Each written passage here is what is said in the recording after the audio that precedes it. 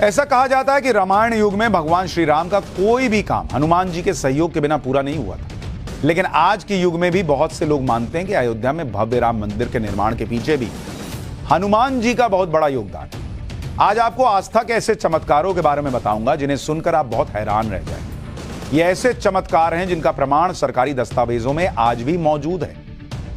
आप सुनेंगे तो हैरान रह जाएंगे कि बॉस ऐसा कैसे हो सकता है। इनमें पहला चमत्कार अयोध्या के एक जज ने खुद महसूस किया था जब 38 साल पहले 1986 में राम मंदिर से जुड़े एक केस की सुनवाई के दौरान एक वानर कोर्ट परिसर में आ गया। यह जज ने महसूस किया और जब तक मंदिर के पक्ष में फैसला नहीं हो गया वो वानर वहीं कोर्ट परिसर में रुका रहा और बाद में जज साहब के घर पहुंच गया। आपको इसके बारे में डिटेल में आगे बताऊंगा, लेकिन आप सोचिए कितने कमाल की बात। जज साहब खुद कह रहे हैं कि भाई मैंने देखा वानर वहां था, जजमेंट जब तक नहीं हुआ हिला नहीं और फिर मेरे घर पे मिला। पूरा डिटेल अभी बताऊंगा। दूसरा चमत्कारिक किस्सा सुनिए। अयोध्या पर आतंकी हमलों को नाकाम करने वाले वानरों को लेकर है यह किस्सा। आप जानकर हैरान रह जाएंगे, अयोध्या को कई बार वानरों ने आतंकी हमलों से बचाया। ये घटनाएं खुद पुलिस के अधिकारियों ने अपनी आंखों के सामने देखी हैं। पुलिस अधिकारियों ने जो बताया है उसके हवाले से आपको यह किस्सा भी बताऊंगा। आपको जानकर हैरानी होगी कि आस्था के सबसे बड़े केंद्र अयोध्या में कैसे वानर सेना के हजारों राम भक्तों की जान बचाई। दरअसल 1998 में कई आतंकी संगठन अयोध्या में ब्लास्ट करने की प्लानिंग कर रहे हैं। इसके लिए आतंकियों ने हनुमानगढ़ी मंदिर के परिसर में कई टाइम बॉम्ब प्लांट किए। साल 1998 में अयोध्या में यूपी एसटीएफ को जानकारी मिली कि अयोध्या के हनुमानगढ़ी में 18 किलो आरडीएक्स छुपाया गया। यूपी पुलिस और तमाम सुरक्षा एजेंसियां तुरंत हनुमानगढ़ी पहुंची, मंदिर को खाली करा लिए। उस समय यूपी एसटीएफ में इंस्पेक्टर रहे अविनाश मिश्रा के मुताबिक बम डिस्पोजल टीम को लगा कि उसने सारे बम डिफ्यूज कर दिए, लेकिन तभी बम डिस्पोजल स्क्वाड के यूनिफॉर्म में एक आतंकी पकड़ा गया और पता चला कि एक जगह और है जहां टाइम बम लगा हुआ है। वक्त तो कम था, बम फटने वाला था। पूरी टीम चारों तरफ दौड़ी कि अरे यार वो एक बम कहां है। मंदिर का हर कोना ये लोग तलाशने लगे, हर एक गलियारा छान लिया। बॉस कहां है वो इकलौता बम, वो भी फट गया। भाई 10 ना फटे, एक भी फटा तो फट ना गया बम, पर बम जैसा कुछ भी किसी को दिखाई नहीं दे रहा था। तभी सबने देखा कि वाटर कूलर पर बैठा एक बंदर एक बम के तार को चबाए जा रहा है, जिससे बम डिफ्यूज हो गया। जो बम मिल नहीं रहा था वो बम एक बंदर बैठ के उसका तार चबा गया और बम डिफ्यूज हो गया। बॉस उस दिन लोगों ने कहा कि एक बंदर ने अयोध्या में एक बड़ा बॉम्ब ब्लास्ट होने से बचा लिया। एसटीएफ ने इस घटना को अंजाम देने वाले चारों आतंकियों को भी गिरफ्तार कर लिया। और आज आपको उस समय यूपी एसटीएफ में इंस्पेक्टर रहे अविनाश मिश्रा का एक बयान सुनवाता हूं, सुनिए उन्होंने क्या कहा था।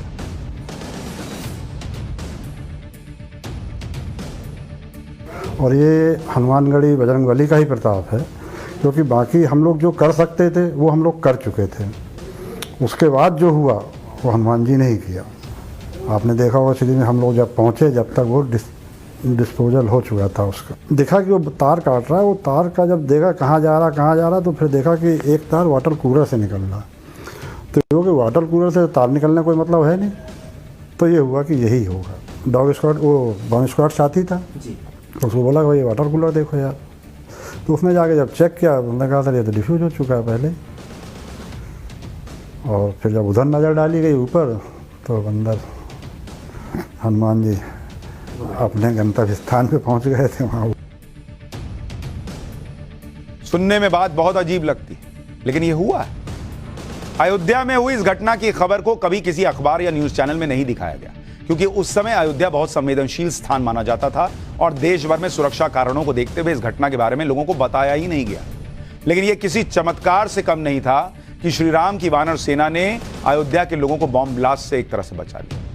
लोगों को लगा कि और क्या हो सकता है कि एक बंदर बैठकर जो है वो तार चबा रहा है वाटर कूलर के ऊपर बैठकर। अब ये आस्था की बात है, किसी को वो बंदर दिख रहा है, किसी को वो प्रभु का रूप दिख रहा है।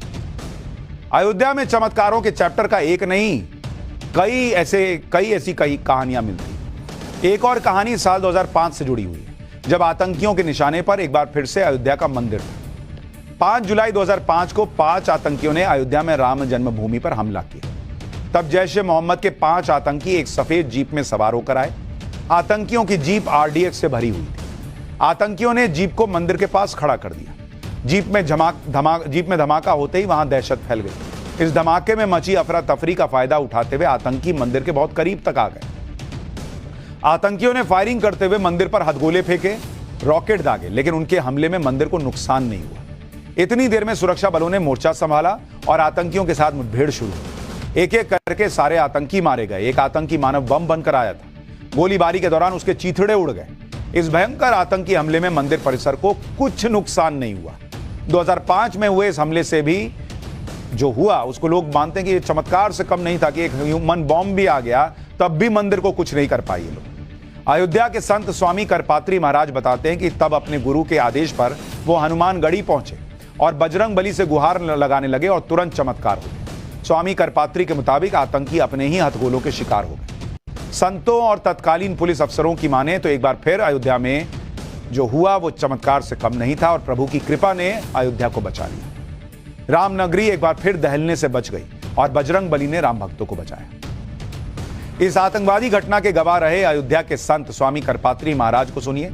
उस दिन क्या हुआ था और कैसे उन्हें लगता है कि हनुमान जी ने ही कुछ चमत्कार किया। जब 5 आतंकवादी आए थे यहाँ पे बम लेकर के हनुमानगढ़ी यानी राम जन्मभूमि पे छोड़ने के लिए, तो हमारे सदगुरुदेव प्रातः स्मरणीय वंदनीय पूज्यपाद डॉक्टर रामदास वेदांती जी मुझको बोले, करपात्री क्या कर रहे हो? मैं पूजा कर रहा हूँ महाराज जी। अरे पूजा छोड़ो, तुम जल्दी जल्दी भागे जाओ हनुमानगढ़ी पे। और मैं राम जन्मभूमि पहुंच गया हूँ। रोने लगे, कहा आज हमारे रामलला के ऊपर बम विस्फोट हो जाएगा।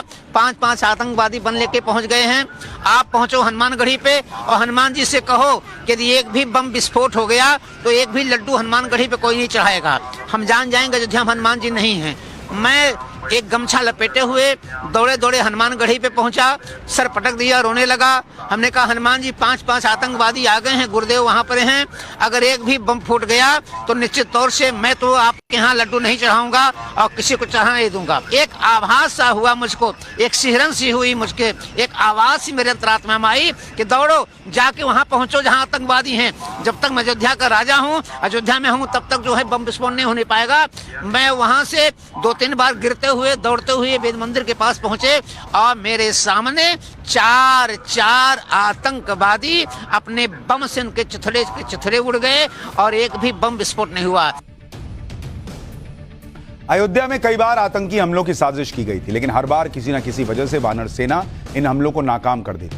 आतंकी खतरों को देखते हुए अयोध्या में मल्टी लेयर सिक्योरिटी रहती है और सुरक्षा के इंतजामों को चेक करने के लिए यहां अक्सर मॉक ड्रिल भी की जाती है। ऐसे ही मॉक ड्रिल के दौरान भी वानर सेना ने एक और चमत्कार दिखाया था, यह कहा जाता है। 29 मई 2020 को अयोध्या में राम जन्मभूमि परिसर से बगल के येलो जोन में पुलिस ने सुरक्षा व्यवस्था को लेकर मॉक ड्रिल किया। मॉक ड्रिल में हमलावरों ने बम से हमला किया। बम डिस्पोजल स्क्वाड ने बमों को डिफ्यूज करना शुरू ही किया था कि इसी दौरान एक बंदर आया और नकली बम लेकर भाग गया। बंदर ने एक मंदिर के शिखर पर जाकर जब अपने दांतों से बम के तार को काटा तो उसके अंदर सेब निकला, जिसको उसने खा लिया। अयोध्या में बन रहे भव्य राम मंदिर को लेकर भी एक और बंदर का प्रसंग बहुत प्रसिद्ध है। अयोध्या के लोग मानते हैं कि 1986 में श्री राम के दूत काले बंदर की दैवीय प्रेरणा से ही राम जन्मभूमि का ताला खुला था। आश्चर्य की बात यह है कि राम मंदिर से जुड़े केस में फैजाबाद कोर्ट से लेकर सुप्रीम कोर्ट तक कई जज ने माना कि इस केस में कोई दैवीय शक्ति थी जो प्रेरित कर रही थी। 1 फरवरी 1986 को फैजाबाद जिला अदालत में राम मंदिर जन्मभूमि के ताले खुलवाए जाने की सुनवाई चल रही थी। कोर्ट में फैसला सुनने के लिए पुलिस प्रशासन और आम लोगों से खचाखच भीड़ थी, लेकिन सबकी नजर इन सबको छोड़कर एक बंदर पर टिकी थी। इस केस की सुनवाई फैजाबाद के जिला जज रहे कृष्ण मोहन पांडे कर रहे थे। कोर्ट का फैसला लिखते वक्त जज साहब को उस काले बंदर में बजरंगबली की झलक दिखाई थी। इसके बाद जज कृष्ण मोहन पांडे ने राम मंदिर पर लगा ताला खोलने का आदेश दिया था। यह बात खुद जज कृष्ण मोहन पांडे ने लिखित रूप से बताई थी। अयोध्या केस में चमत्कार से साक्षात्कार का जिक्र राम मंदिर का फाइनल जजमेंट सुनाने वाले सुप्रीम कोर्ट के पूर्व चीफ जस्टिस रंजन गोगोई भी कर चुके हैं। अपनी किताब जस्टिस फॉर द जज में उन्होंने लिखा है कि कोई दैवीय शक्ति थी जो उन्हें इस केस को खत्म करने के लिए प्रेरित कर रही थी। ये चीफ जस्टिस रह चुके रंजन गोगोई लिख चुके हैं।